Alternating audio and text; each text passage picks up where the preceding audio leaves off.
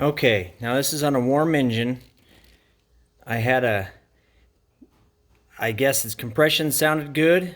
There was nothing odd about it, but there was a little click, click, like a, as it was turning over. We'll see if it does it this time.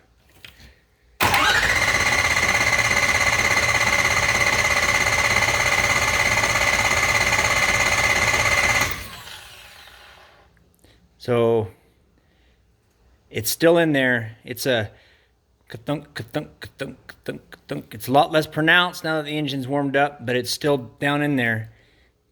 See, try it one more time.